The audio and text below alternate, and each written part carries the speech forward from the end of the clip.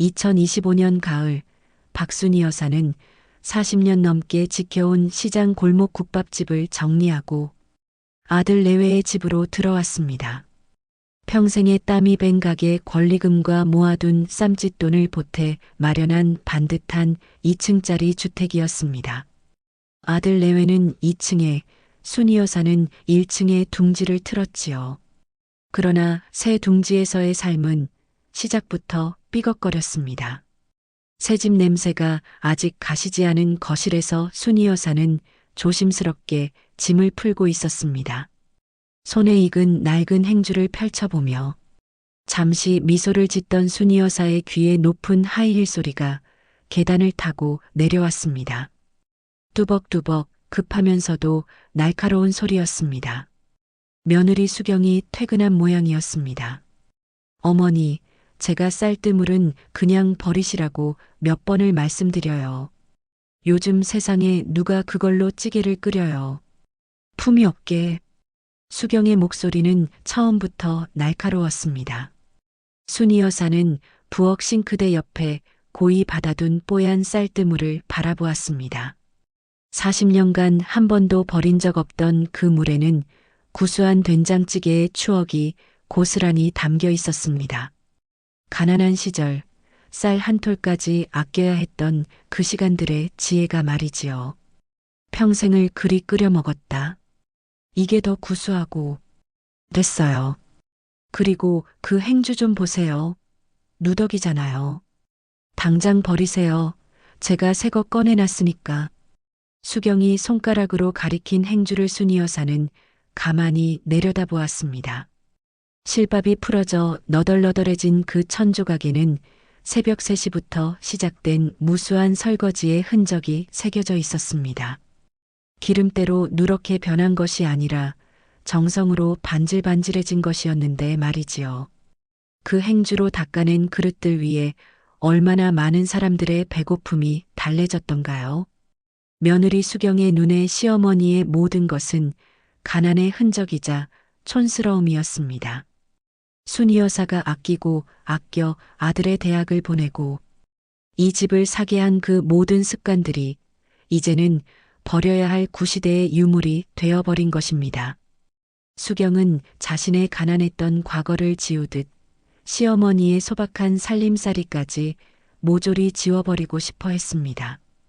어머니, 이 집은 제가 인테리어 업체까지 불러서 깔끔하게 꾸민 거예요. 좀 세련되게 사시면 안 될까요? 우리 동네 아주머니들이 뭐라고 하겠어요. 순희 여사는 아무 말 없이 행주를 접어 서랍에 넣었습니다.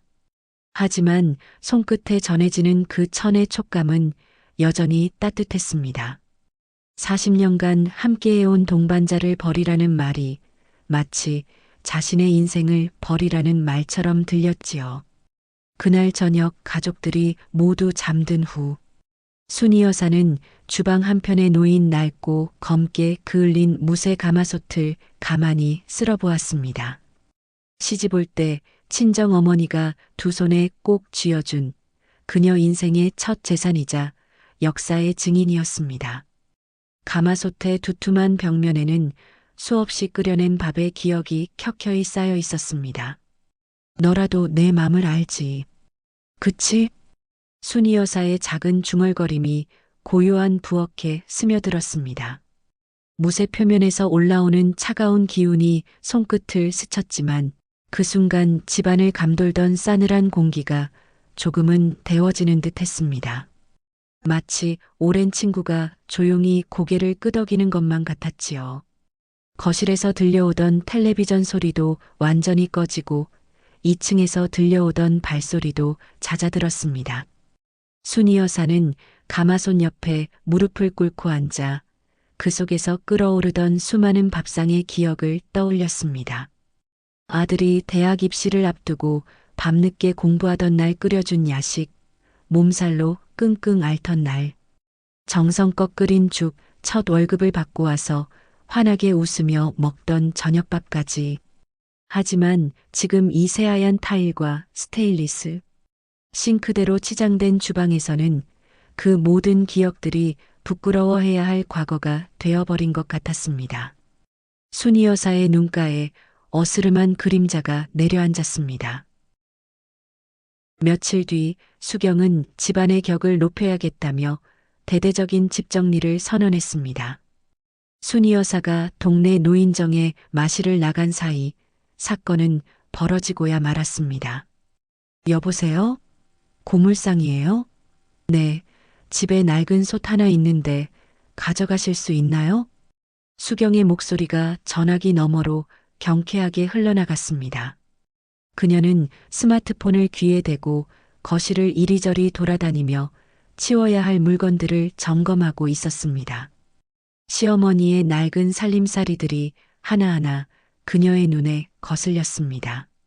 네, 무쇠가마솥이요. 아주 오래된 거예요. 얼마 정도 받을 수 있죠? 부엌에서는 오전 햇살이 무쇠가마솥의 검은 표면을 비추고 있었습니다.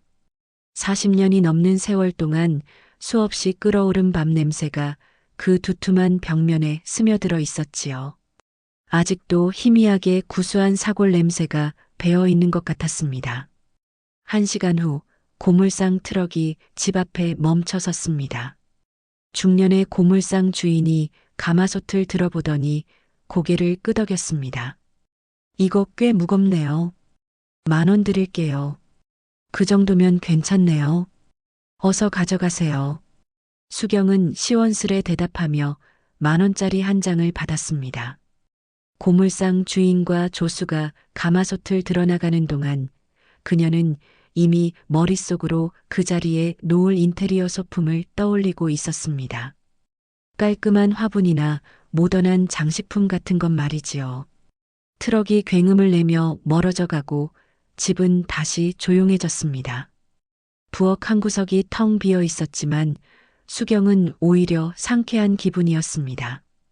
드디어 촌스러운 흉물을 치웠다는 만족감이 그녀의 얼굴에 스며들었습니다. 오후 3시쯤 순이 여사가 동네 노인정에서 돌아왔습니다. 현관문을 열고 들어서는 그녀의 발걸음은 평소보다 가벼웠습니다. 노인정에서 만난 동네 할머니들과 정답게 이야기를 나누고 온 터였지요. 하지만 부엌에 들어선 순간 그녀의 발걸음이 멈췄습니다. 늘 그 자리를 묵묵히 지키고 있던 무쇠가마솥이 감쪽같이 사라져버린 것입니다. 순이 여사는 눈을 비비고 다시 보았습니다. 분명히 아침에 그 자리에 있었는데 지금은 텅 빈 바닥만이 남아 있었습니다. 얘야, 솥? 내 손 못 봤니? 순이 여사의 목소리가 떨렸습니다. 거실에서 소파에 앉아 스마트폰을 보고 있던 수경이 고개도 들지 않고 대답했습니다. 아, 그 솥이요? 너무 낡고 자리만 차지해서 고물상 불렀어요. 돈 10,000원 주던데요? 그걸로 저녁에 맛있는 거나 사다 드릴게요. 그 순간 순이 여사의 세상이 무너져 내렸습니다. 돈 10,000원. 자신의 청춘과 맞바꾸고 아들을 키워낸 역사가 고작 돈 10,000원에 팔려나가 버린 것입니다. 순이 여사의 다리에 힘이 빠져 부엌 의자에 주저앉았습니다. 네가 뭔데? 누구 맘대로 그걸? 순이 여사의 목소리는 절규에 가까웠습니다. 평생 한 번도 며느리에게 큰 소리를 내본 적 없던 그녀였지만 이번만은 참을 수 없었습니다. 수경은 스마트폰에서 눈을 떼고 짜증스럽게 돌아보았습니다. 어머니, 시끄러워요. 무슨 큰일이라도 난 것처럼. 그까짓 솥 하나 가지고 왜 그러세요? 그런 흉물은 이 집에 안 어울린다고요. 흉물. 그까짓 솥. 며느리가 내뱉은 말들은 비수가 되어 순이 여사의 심장에 깊숙이 박혔습니다. 그 순간 현관문이 열리며 아들 준서가 들어왔습니다. 회사에서 일찍 나온 모양이었습니다. 무슨 일이에요? 왜 이렇게 시끄러워? 준서는 어머니의 새하얀 얼굴과 아내의 차가운 표정을 번갈아 보았습니다. 순이 여사는 아들을 바라보며 간절한 눈빛을 보냈습니다. 하지만 준서는 어쩔 줄 몰라 하며 그저 고개만 숙일 뿐이었습니다.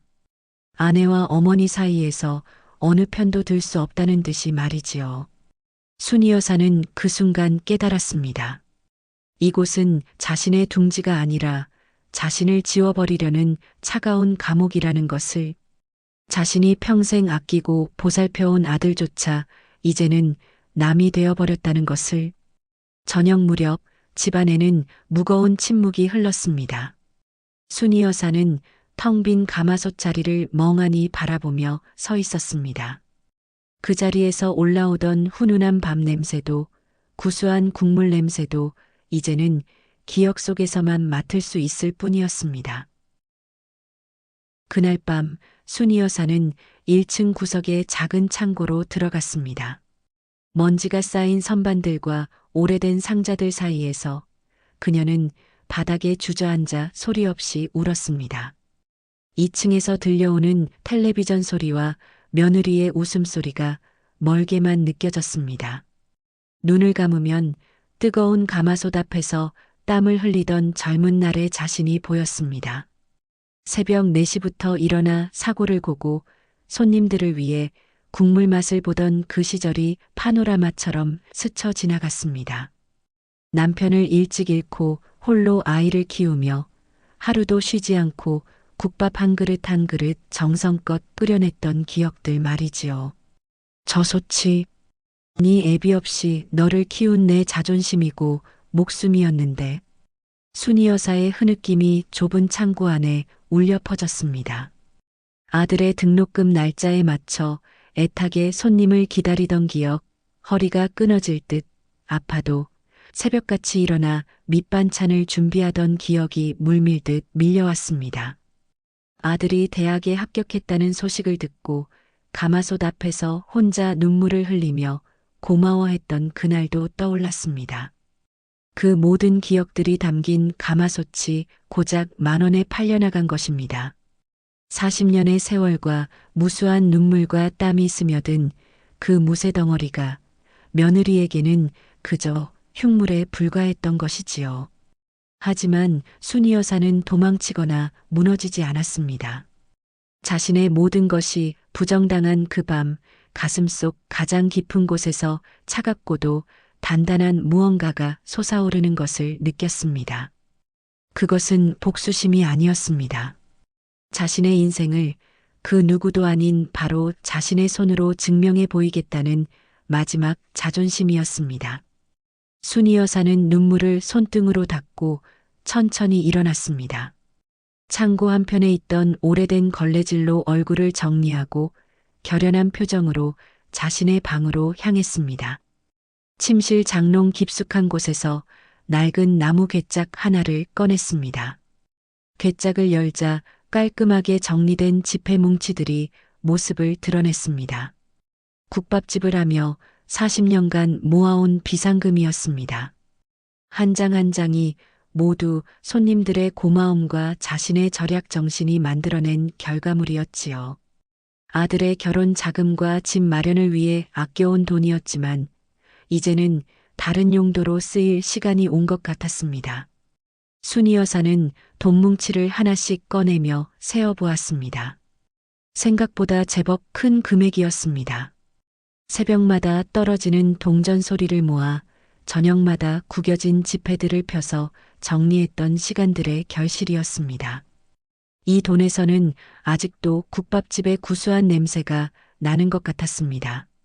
이제 내가 내 이름으로 다시 시작할 때가 온 거구나. 순이 여사의 중얼거림에는 더 이상 슬픔이 아닌 단호한 결의가 담겨 있었습니다.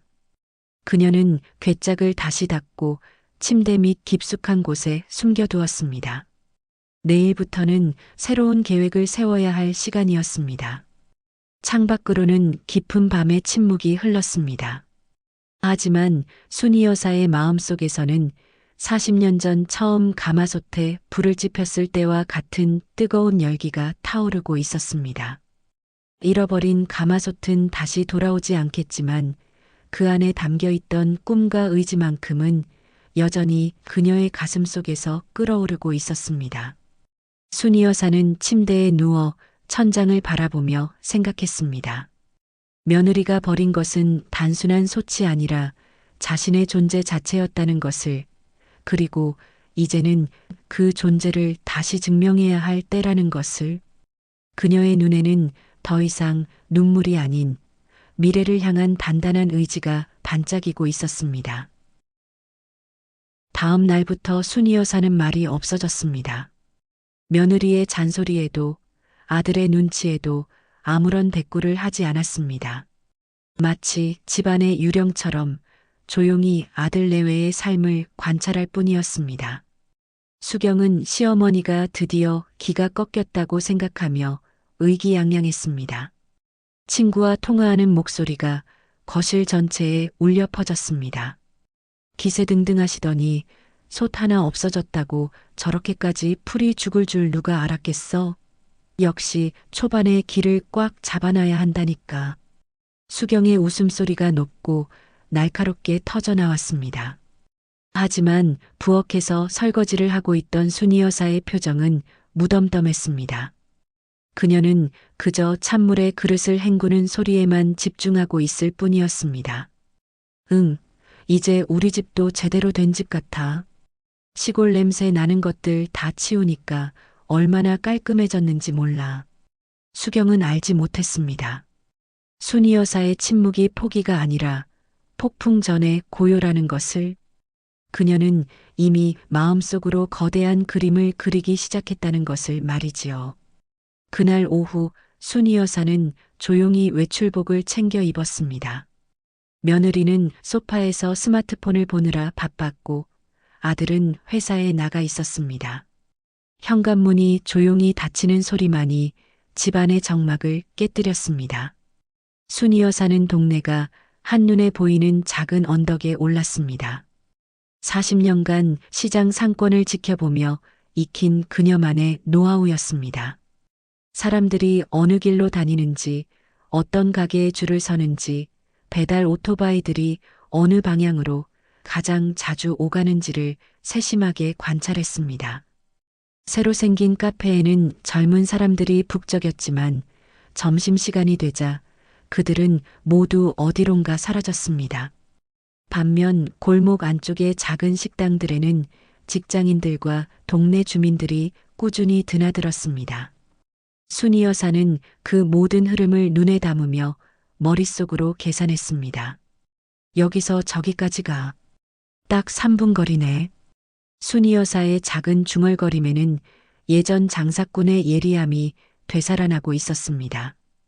그녀는 집으로 돌아가는 길에 몇 개의 빈 상가를 유심히 살펴보았습니다. 임대료 문의 전화번호를 적은 종이를 휴대폰으로 사진까지 찍어두었지요. 집에 돌아온 순이 여사는 여전히 말이 없었습니다.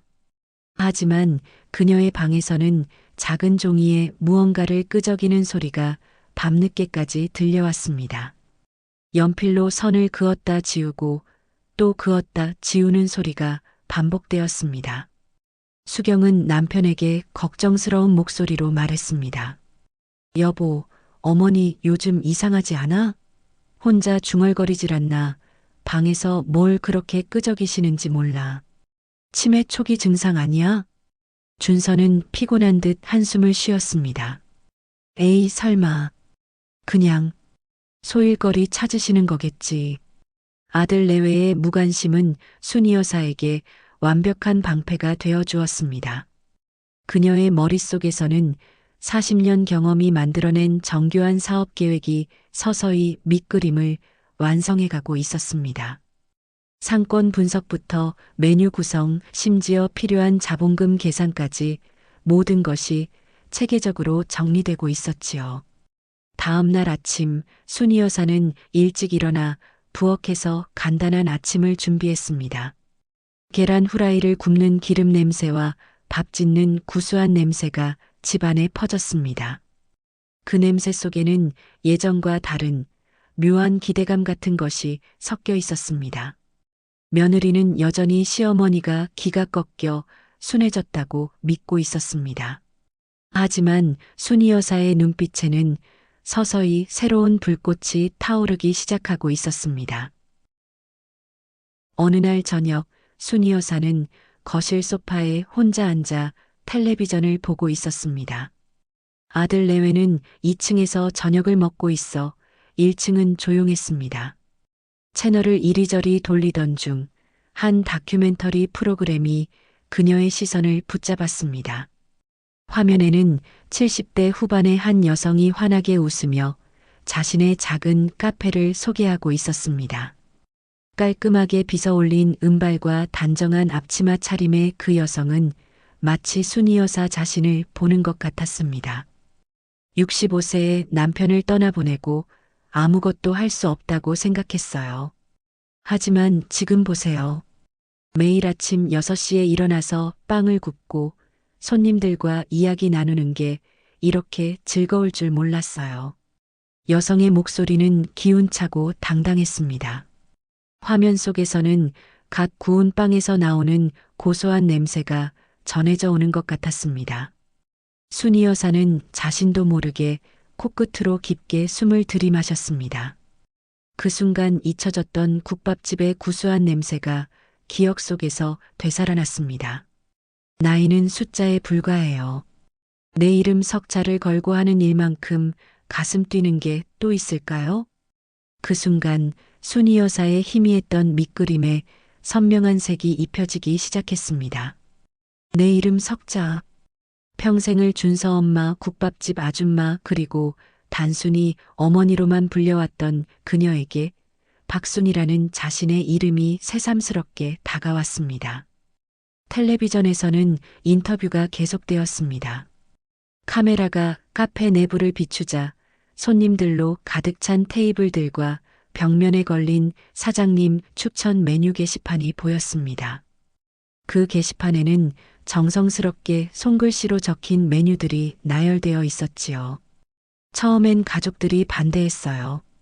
나이도 나이고 경험도 없다면서요. 하지만 제가 하고 싶은 일을 하면서 사는 게 가족에게도 더 좋은 일이라고 생각해요. 순이 여사는 화면 속 여성의 말에 고개를 끄덕였습니다. 2층에서 들려오는 수경의 웃음소리가 갑자기 멀게 느껴졌습니다. 40년간 국밥 한 그릇으로 사람들을 배불리 먹였던 자신의 경험이 결코 무의미하지 않다는 확신이 서서히 자리 잡기 시작했습니다. 인터뷰 말미에 여성이 마지막으로 한 말은 순이 여사의 가슴에 깊이 새겨졌습니다. 제가 만든 커피 한 잔으로 누군가가 하루를 시작한다고 생각하면 그보다 보람된 일이 또 있을까요? 이제야 진짜 제 인생을 살고 있는 것 같아요. 프로그램이 끝나고 광고가 시작되었지만 순이 여사는 리모컨을 내려놓지 않았습니다. 화면을 응시하며 깊은 생각에 잠겼습니다. 진짜 내 인생, 74년을 살면서 과연 자신의 인생이라고 할 수 있는 시간이 얼마나 되었을까요? 그때 2층에서 준서의 목소리가 들려왔습니다. 어머니, 뭐 보세요? 아니다. 그냥. 순이 여사는 짧게 대답하고 텔레비전을 껐습니다. 하지만 그녀의 머릿속에서는 방금 본 그 여성의 환한 웃음이 계속 맴돌고 있었습니다. 그리고 무엇보다도 내 이름 석자를 걸고라는 말이 가슴 깊숙이 울려 퍼지고 있었지요. 순이 여사는 자신의 방으로 돌아가 거울 앞에 섰습니다. 거울 속의 자신을 바라보며 작은 목소리로 중얼거렸습니다. 박순이, 나는 박순이다. 그 이름을 입에 담는 순간 이상하게도 가슴이 뜨거워졌습니다. 오랫동안 잊고 있었던 자신만의 정체성이 서서히 깨어나는 느낌이었습니다. 며느리에게 빼앗긴 가마솥은 돌아오지 않겠지만 그 안에 담겨있던 꿈과 열정만큼은 여전히 자신 안에 살아있다는 것을 깨달았습니다. 창밖으로는 저녁 노을이 붉게 물들어가고 있었습니다. 하지만 순이 여사의 방에는 그보다 더 뜨거운 희망의 빛이 스며들고 있었습니다. 순이 여사는 먼지 쌓인 옛 주소록을 꺼내어 조심스럽게 전화를 걸었습니다. 40년 전 시장에서 함께 장사했던 사람들의 이름이 빛바랜 종이에 빼곡히 적혀 있었습니다. 손가락으로 한 명씩 짚어가며 찾던 그 이름. 김씨. 그는 식자재상이었습니다. 손가락이 그의 이름 앞에서 잠시 멈춰 섰습니다. 이제는 큰 유통업체 사장이 된 그였지만 순이 여사의 국밥 맛과 뚝심을 누구보다 잘 아는 사람이었지요. 신호음이 몇 번 울리고 익숙하면서도 오랜만에 듣는 목소리가 들려왔습니다. 여보세요? 나다. 국밥집 박순이. 전화기 너머로 잠시 침묵이 흘렀습니다. 그러다 갑자기 반가운 탄성이 터져 나왔습니다. 아니, 순이 누님, 이게 얼마만이오? 그간 잘 지내셨소? 김 씨의 목소리는 예전과 달라진 게 없었습니다. 여전히 정겨운 사투리와 함께 진심 어린 반가움이 묻어났습니다. 순이 여사는 오랫동안 잊고 있던 따뜻함을 느꼈습니다. 응, 그럭저럭. 김 사장도 사업 잘 되고 있지? 덕분에 이제 제법 커졌어요. 그런데 누님, 웬일로 전화를? 혹시 무슨 일 있어요? 순이 여사는 잠시 망설였습니다. 정말 이 길이 맞는 걸까? 74세의 나이에 다시 장사를 시작한다는 게 말이 되는 일일까? 하지만 텔레비전에서 본 그 여성의 당당한 모습이 떠올랐습니다. 김 사장, 나 다시 시작해 볼란다. 뭐를 말이오? 설마.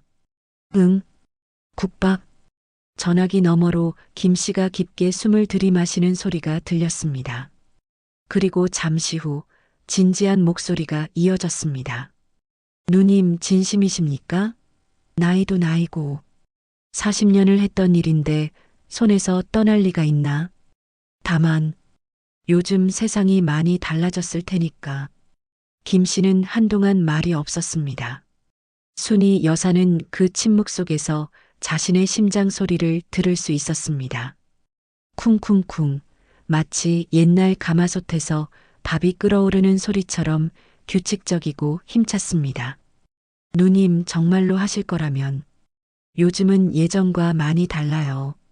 주방 설비부터 위생 기준, 사업자 등록까지 하나하나 알려드릴게요.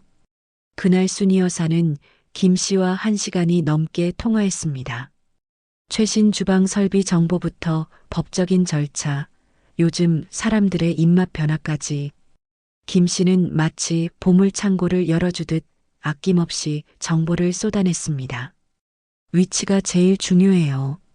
누님 집 근처가 어떤 상권인지 한번 살펴보시고, 아, 그리고 이것만은 꼭 기억하세요. 요즘은 인테리어도 중요하지만 결국은 맛이에요. 누님 국밥 마시면 충분히 승부할 수 있어요. 통화를 마친 후 순이 여사는 한동안 전화기를 내려놓지 못했습니다. 김 씨의 마지막 말이 가슴에 깊이 와닿았습니다. 누님 국밥 마시면 충분히 승부할 수 있어요. 40년간 쌓아온 자신만의 노하우와 손맛이 결코 헛된 것이 아니었다는 확신이 들었습니다. 하지만 동시에 복잡한 마음도 들었습니다. 이 일을 진짜 추진한다면 아들과의 관계는 어떻게 될까요? 며느리는 또 어떤 반응을 보일까요? 지금까지 가족을 위해 참고 살아왔는데 이제 와서 자신만의 길을 간다는 게 이기적인 일은 아닐까요?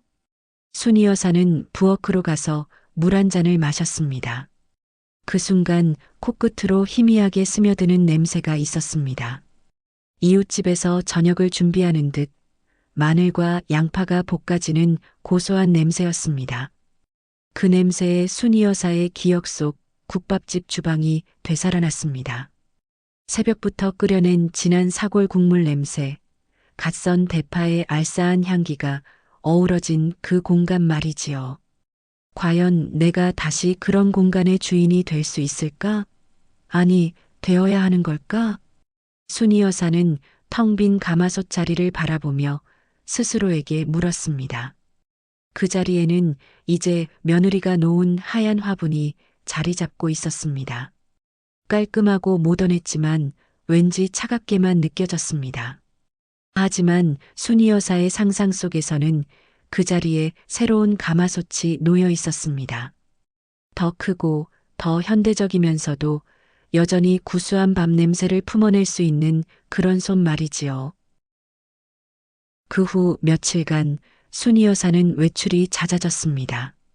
아침 일찍 나가서 점심때까지 돌아오지 않는 날이 계속되었습니다. 가방 안에는 김 씨가 알려준 업체 명함들과 메모지가 가득했고 무엇보다 40년간 모아온 비상금의 일부를 조심스럽게 챙겨 다녔습니다. 잃어버린 가마솥을 대신할 새로운 시작이 그녀의 손끝에서 구체적인 모습을 갖춰가고 있었습니다. 첫 번째로 향한 곳은 구청이었습니다. 사업자 등록에 필요한 서류들을 문의하고 위생업소 허가 절차를 알아보았습니다. 젊은 공무원은 순이 여사의 나이를 보고 의아해했지만 그녀의 또렷한 질문과 정확한 이해력에 곧 감탄하게 되었습니다. 어르신, 음식점 운영 경험이 있으시군요. 40년 했지. 이번엔 제대로 해보려고. 순이 여사의 대답은 간단했지만 그 안에는 흔들리지 않는 결의가 담겨 있었습니다. 두 번째는 김 씨가 소개해준 주방 설비 업체였습니다. 대형 냉장고부터 최신식 가스레인지, 그리고 무엇보다 중요한 새로운 솥까지. 업체 사장은 순이 여사의 꼼꼼한 질문에 놀라며 성심껏 설명해 주었습니다. 이 솥은 무쇠가 아니라 스테인리스 스틸이에요. 열전도도 좋고 관리도 쉽고 특히 국물 요리에는 최고죠. 순이 여사는 그 새로운 솥을 바라보며 잠시 감회에 젖었습니다. 옛 가마솥의 묵직한 무게감은 없지만 반짝이는 표면에서 미래의 가능성이 보였습니다. 이 솥에서도 구수한 사골 국물이 끓어오를 수 있을 것 같았습니다. 계약서 쓸게. 언제 설치 가능한가? 업체 사장은 깜짝 놀랐습니다. 보통은 며칠 고민하고 가족과 상의한다고 하는데 이 할머니는 바로 결정을 내린 것입니다. 집에 돌아온 순이 여사는 1층 거실의 구조를 꼼꼼히 살펴보기 시작했습니다. 줄자를 들고 이리저리 재어가며 작은 수첩에 도면을 그렸습니다. 어디가 주방이 될지, 테이블은 몇 개나 들어갈지, 계산대는 어디에 놓을지까지 세밀하게 계획했습니다. 수경은 그런 시어머니를 보며 혀를 찼습니다.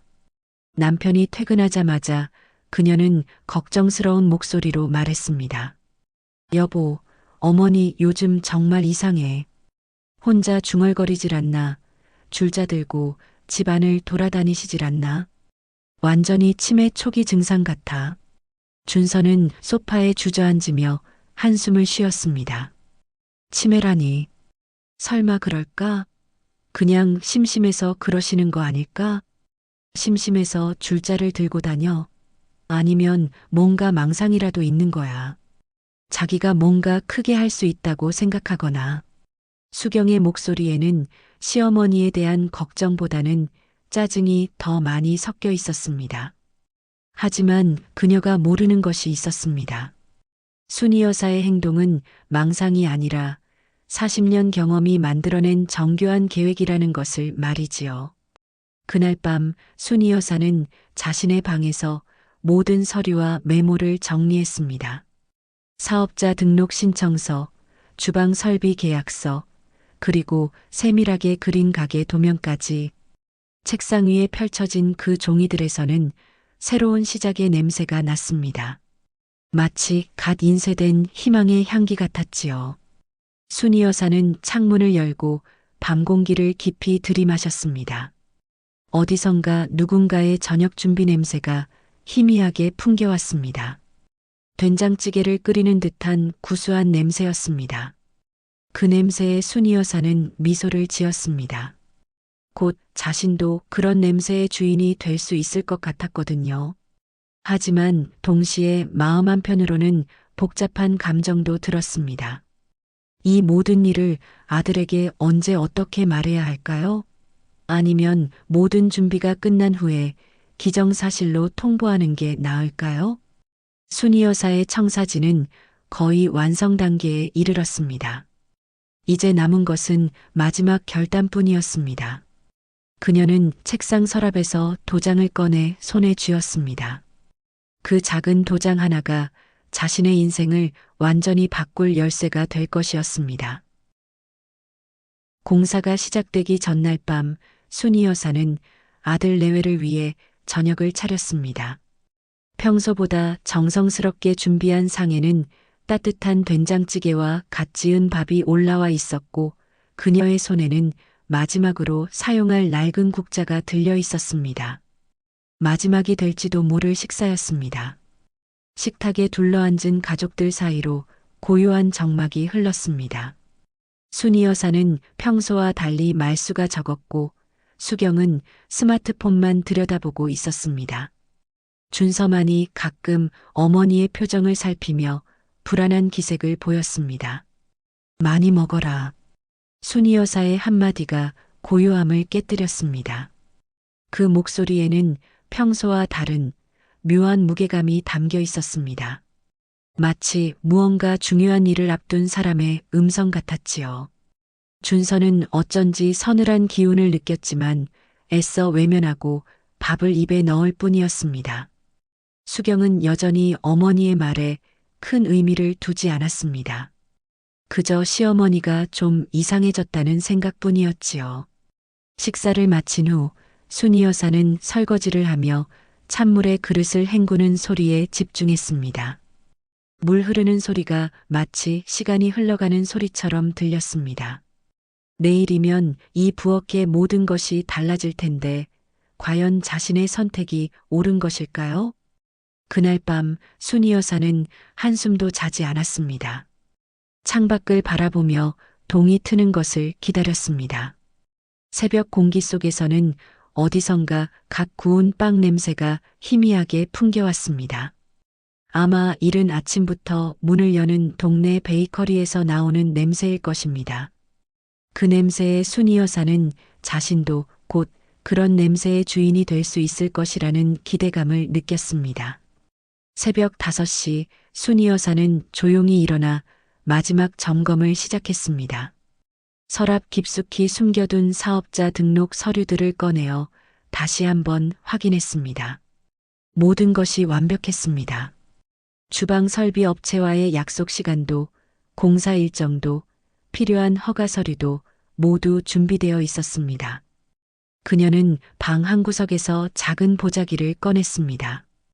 그 안에는 새 가게를 위해 특별히 주문한 작은 무쇠솥이 들어 있었습니다. 예전 가마솥만큼 크지는 않지만 여전히 묵직하고 든든한 느낌을 주는 솥이었습니다. 순이 여사는 그 솥을 두 손으로 감싸 안으며 잠시 눈을 감았습니다. 이제 시작이구나. 그녀의 중얼거림에는 두려움보다는 기대감이 더 많이 담겨 있었습니다. 새로운 솥에서는 아직 아무 냄새도 나지 않았지만 머지않아 구수한 국물과 따뜻한 밥 냄새가 가득할 것이었습니다.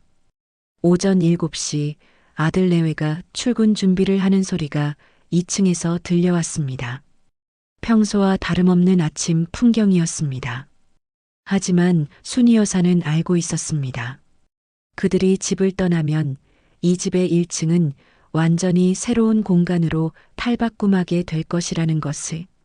현관문이 닫히는 소리가 들리자 순이 여사는 전화기를 들었습니다. 김 씨에게 마지막 확인 전화를 걸 시간이었습니다. 김 사장 나다. 오늘 시작한다. 네, 누님. 모든 준비 다 되셨죠? 떨리시겠어요. 떨리긴. 하지만 후회는 없다. 순이 여사의 목소리는 흔들림 없이 단호했습니다. 40년간 묻어두었던 꿈이 마침내 현실이 되는 순간이 코앞에 다가온 것입니다. 전화를 끊고 나서 순이 여사는 거실을 천천히 둘러보았습니다. 몇 시간 후면 이 모든 것이 달라질 텐데 과연 아들 내외는 어떤 반응을 보일까요? 그리고 자신은 그 반응에 흔들리지 않고 버틸 수 있을까요? 하지만 이미 돌이킬 수 없는 강을 건너기 시작한 것 같았습니다. 다음 날 아침 9시 아들 내외가 출근하고 집이 비자 요란한 소리와 함께 공사 인부들이 들이닥쳤습니다. 쿵쿵쿵, 탕탕탕. 망치가 벽을 두드리는 소리가 집 전체를 뒤흔들었고 순이 여사는 그 소리를 들으며 가슴이 뛰는 것을 느꼈습니다. 드디어 시작된 것입니다. 새로운 인생의 첫 망치질이. 공사팀장이 순이 여사에게 다가와 정중히 인사했습니다. 사장님, 약속대로 오늘부터 시작하겠습니다. 예상보다 소음이 클 수 있는데 괜찮으시죠? 괜찮다. 어서 시작해라. 순이 여사의 목소리는 흔들림이 없었습니다. 다시 누군가로부터 사장님이라는 호칭을 들으니 가슴이 뜨거워졌습니다. 공사 인부들은 숙련된 솜씨로 거실 곳곳을 측정하고 벽지를 뜯어내기 시작했습니다. 벽지가 찢어지는 소리, 망치로 못을 박는 소리, 전동 드릴 돌아가는 소리가 어우러져 마치 새로운 삶의 교향곡 같았습니다. 순이 여사는 부엌에서 공사 인부들을 위한 차를 끓이며 서서히 변해가는 공간을 바라보았습니다. 오후 2시쯤 예상보다 일찍 퇴근한 수경이 현관문을 열고 들어섰습니다. 그녀가 본 것은 상상을 초월하는 광경이었습니다. 우아해야 할 집의 1층 거실이 벽지가 뜯겨나가고 바닥이 파헤쳐진 채 거대한 공사판으로 변해 있었기 때문입니다. 이게 다 뭐예요? 어머니, 지금 집을 다 때려 부수면 어떡해요? 수경의 비명이 집 전체에 울려 퍼졌습니다. 하이힐 소리가 계단을 쾅쾅 울리며 올라갔다가 다시 내려왔습니다. 그녀의 얼굴은 창백해져 있었고 손은 분노로 떨리고 있었습니다. 부엌 한쪽에서 앞치마를 두른 순이 여사가 태연하게 걸어 나왔습니다. 평소에 위축된 모습은 온데간데 없었습니다. 그녀의 눈빛은 강철처럼 단단했고 걸음걸이에는 흔들림이 없었습니다. 부수는 게 아니라 새로 짓는 거다. 순이 여사의 목소리는 낮고 차분했지만 그 안에는 누구도 꺾을 수 없는 의지가 담겨 있었습니다. 수경은 시어머니의 변한 모습에 당황했습니다. 이것은 자신이 아는 그 순종적인 시어머니가 아니었습니다. 20분 후 준서가 급하게 들어왔습니다. 아내의 다급한 전화를 받고 회사에서 뛰어온 것입니다. 어머니, 저희랑 상의도 없이 이게 무슨... 준서의 말이 채 끝나기도 전에 순이 여사가 식탁 위에 서류 한 장을 탁 내려놓았습니다. 거기엔 선명하게 찍혀 있었습니다. 사업자 등록증, 상호명 순이네 국밥, 대표 박순이. 그 순간 집안이 조용해졌습니다. 망치 소리조차 잠시 멈춘 듯 했습니다. 수경과 준서는 그 서류를 멍하니 바라보았습니다. 믿을 수 없다는 표정이었습니다. 네가 버린 그 가마솥, 그게 내 인생이었다. 이제 내 인생, 여기서 다시 시작할란다. 이 집 1층, 오늘부터 순이네 국밥이다. 순이 여사는 수경의 눈을 똑바로 보며 말했습니다. 그 시선에는 40년간 억눌렸던 모든 감정이 녹아 있었습니다. 너희는 2층에서 조용히 살든지 아니면 니네 힘으로 집 얻어나가든지. 이제부터 여긴 내 사업장이고 나는 이 가게 사장이다. 수경의 얼굴이 새하얗게 질렸습니다. 자신이 무시했던 시어머니가 이렇게 거대한 반격을 준비하고 있었다는 것을 상상도 못했던 것입니다. 그때 공사팀장이 다가와 조심스럽게 말했습니다. 사장님, 주방 설비 납품업체에서 연락이 왔는데 내일 새솥 설치하러 온다고 합니다. 순이 여사는 고개를 끄덕였습니다. 새로운 솥, 옛 가마솥보다 더 크고 현대적인 솥이 이곳에 자리 잡을 것입니다. 그 솥에서는 더 많은 사람들을 위한 따뜻한 국밥이 끓어오를 것이고 이 집에는 다시 구수한 냄새가 가득할 것입니다. 순이 여사의 단호한 선언에 1층 전체에 울려 퍼지는 경쾌한 망치 소리가 마치 축포처럼 들렸습니다. 한 달 뒤 순이네 국밥이 문을 열었습니다.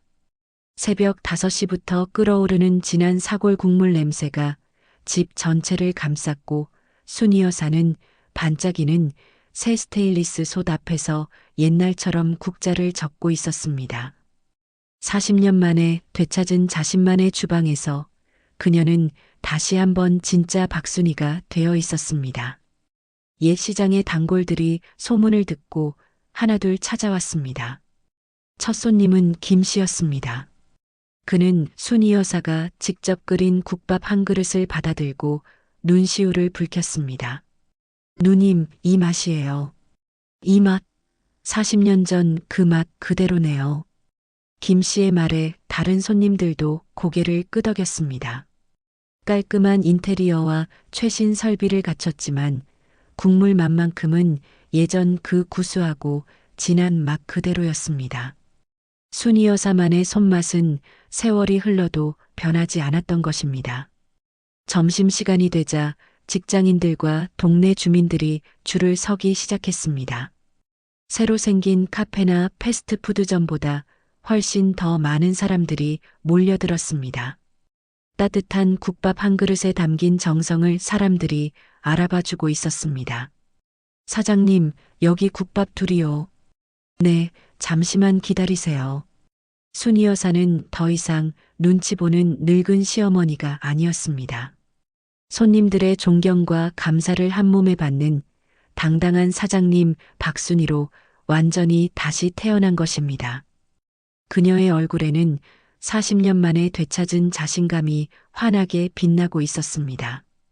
오후 3시쯤 가게가 잠시 한산해진 틈에 순이 여사는 새 주방을 둘러보았습니다. 벽면에는 사장님 추천 메뉴가 정성스럽게 붙어 있었고 구석에는 작은 무쇠 가마솥이 자리 잡고 있었습니다. 새로 산 그 솥은 더 이상 밥을 짓는 도구가 아니었습니다. 자신의 역사를 잊지 않겠다는 스스로를 향한 맹세이자 존엄의 상징이었습니다. 2층에서는 아들 내외가 매일같이 1층에서 들려오는 사람들의 웃음소리와 구수한 국밥 냄새를 맡으며 복잡한 심경으로 지내고 있었습니다. 수경은 처음에는 분노했지만 이제는 묘한 당황감에 빠져 있었습니다. 자신이 내쫓으려 했던 시어머니가 이렇게 당당하고 성공적인 모습을 보이리라고는 상상도 못했던 것입니다. 준서는 더욱 복잡했습니다. 어머니의 성공을 기뻐해야 할지 아니면 아내 편을 들어야 할지 갈등하고 있었습니다. 매일 밤 들려오는 계산기 소리와 만족스러운 한숨 소리에서 어머니가 얼마나 행복해하는지 느낄 수 있었기 때문입니다.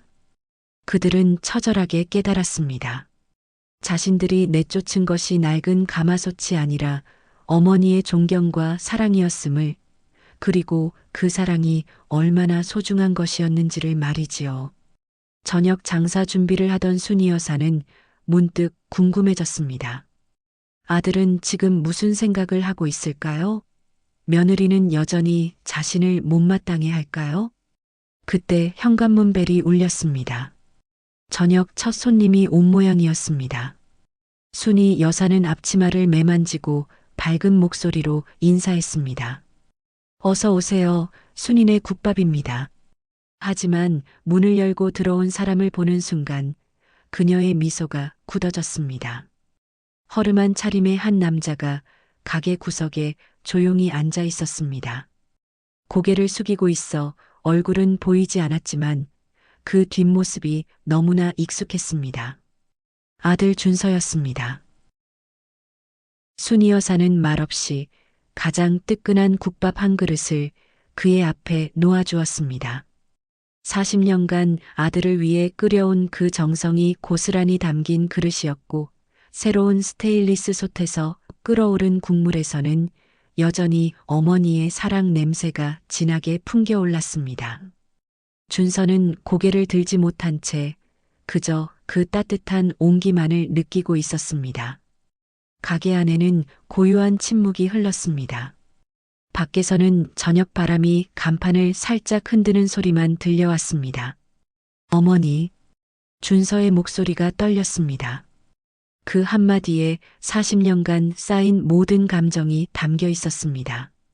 순이 여사는 아무 말 없이 아들 맞은편에 앉았습니다. 어서 먹어라. 그녀의 목소리는 따뜻했지만 예전처럼 애타거나 간절하지는 않았습니다. 이제는 당당한 사장 박순이의 목소리였습니다. 준서는 국자를 들어 국물을 한 입 떠넣었습니다. 그 순간 잊고 살았던 모든 기억이 밀려왔습니다. 대학 입시를 앞두고 밤늦게 공부할 때 가져다 주시던 야식, 몸살로 누워있을 때 정성껏 끓여주시던 죽, 그리고 첫 월급을 받고 와서 함께 기뻐하며 먹던 저녁 국밥까지. 국밥의 구수한 냄새에 그 모든 사랑의 향기가 뒤섞여 올라왔습니다. 준서는 국밥에 얼굴을 묻고 소리 없이 눈물을 흘렸습니다. 그것은 용서를 구하는 눈물도 변명의 눈물도 아니었습니다. 뒤늦게나마 어머니의 위대함을 깨달은 아들의 짜릿짠 후회의 눈물이었습니다. 어머니, 죄송합니다. 정말 죄송합니다. 준서의 흐느낌이 가게 안에 울려 퍼졌습니다. 순이 여사는 그런 아들을 그저 묵묵히 바라볼 뿐이었습니다. 그녀의 눈에도 어느새 눈물이 맺혀 있었지만 그 눈물은 분노나 서운함이 아닌 깊은 안도감에서 나오는 것이었습니다. 수경이가 그 솥을 버렸을 때 전 아무 말도 못했어요. 어머니가 얼마나 아프셨을지 알면서도 정말 죄송해요, 어머니. 준서는 고개를 들어 어머니를 바라보았습니다. 그 얼굴에는 40년간 어머니에게 기댔던 남자의 부끄러움이 가득했습니다. 이 가게, 이 모든 걸 혼자 준비하실 때도 전 몰랐어요. 아니, 알고도 못 본 척했어요. 어머니가 얼마나 외로우셨을지. 순이 여사는 천천히 입을 열었습니다. 네가 나쁜 아들은 아니다.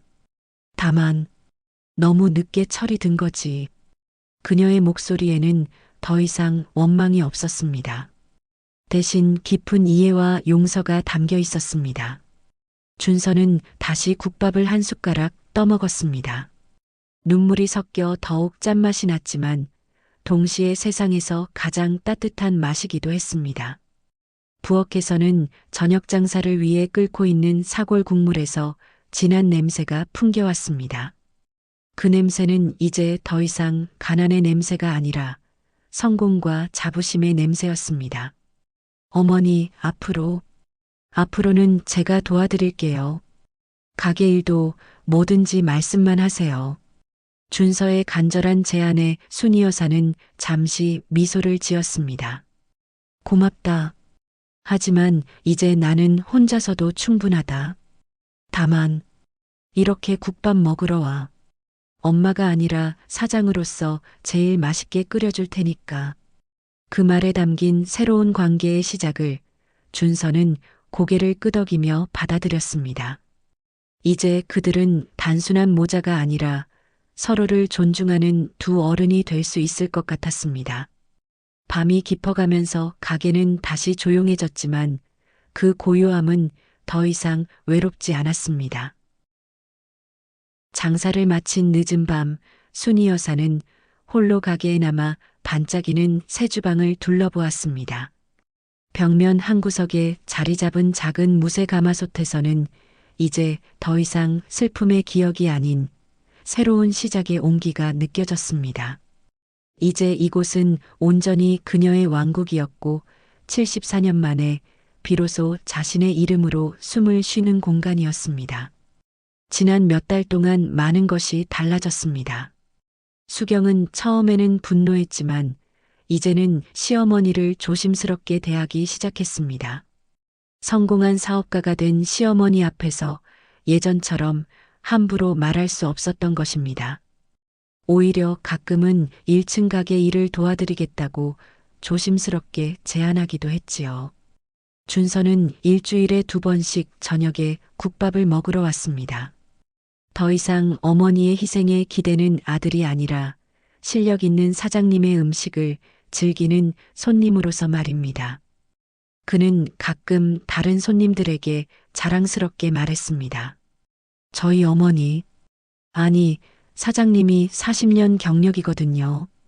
그 말에는 이제 진심 어린 존경이 담겨 있었습니다. 순이 여사는 매일 새벽 5시에 일어나 사골을 끓였습니다. 그 진한 냄새가 집 전체를 감쌀 때마다 그녀는 깊은 만족감을 느꼈습니다. 이 냄새는 더 이상 가난의 냄새가 아니라 성공과 자부심의 향기였습니다. 그리고 무엇보다 자신을 존중해주는 손님들과 의리를 지켜준 오랜 친구들, 매일의 성실함 속에서 새로운 가족을 얻었습니다. 어느 날 저녁 단골 할머니 한 분이 조심스럽게 물었습니다. 사장님, 혹시 며느리랑은 어떻게 되셨어요? 처음엔 많이 싸우셨다면서요? 순이 여사는 잠시 미소를 지으며 대답했습니다. 이제는 서로 존중하며 살고 있어요. 가족이라는 게 꼭 한 지붕 아래서만 이루어지는 건 아니더라고요. 그 할머니는 고개를 끄덕이며 말했습니다. 맞아요. 저도 며느리와 따로 살면서 오히려 더 좋아졌거든요. 서로 간섭 안 하고 그러면서도 가끔 챙겨주고 때로는 거리를 두는 것이 더 깊은 사랑을 가능하게 한다는 것을 말이지요. 다음 날 아침 순이 여사는 가게 문을 열며 깊게 숨을 들이마셨습니다. 새벽 공기에 섞인 뽀얀 사골 국물 냄새가 그녀에게는 세상 그 어떤 향수보다도 달콤했습니다. 그 순간 김 씨가 들어왔습니다. 누님, 오늘도 국밥 한 그릇 부탁드려요. 그런데 혹시 옆 동네에도 지점 낼 생각 없으세요? 거기 사람들도 누님 국밥 맛보고 싶어 해서요. 순이 여사는 깜짝 놀랐습니다. 지점? 자신이 그런 걸 생각해 볼 수 있을 만큼 성공한 것일까요? 지점이라니. 나이도 나이고. 애인 나이가 뭐가 중요해요? 요즘 70대 사업가들 많아요. 누님이 진짜 사업가가 되신 거예요. 그 말을 들으며 순이 여사는 가게 한 구석의 작은 가마솥을 바라보았습니다. 그 솥은 이제 단순한 추억의 상징이 아니었습니다. 앞으로 더 많은 사람들에게 따뜻한 한 끼를 제공할 꿈의 씨앗이 되어 있었습니다. 저녁 무렵 순이 여사는 하루 매출을 정리하며 만족스러운 한숨을 쉬었습니다. 장부를 덮고 주방을 둘러보니 모든 것이 깔끔하게 정리되어 있었습니다. 내일이면 또 새로운 하루가 시작될 것이고 그 하루에도 수많은 사람들이 이곳에서 국밥 한 그릇에 따뜻한 위로를 받아갈 것입니다. 그녀는 마지막으로 작은 가마솥을 쓰다듬었습니다. 차가운 무쇠 표면에서 이제는 따뜻한 온기가 전해져 왔습니다. 마치 잘했다, 순이야라고 속삭이는 것 같았지요. 74년 인생에서 가장 빛나는 새로운 장이 이제 막 시작된 것만 같았습니다.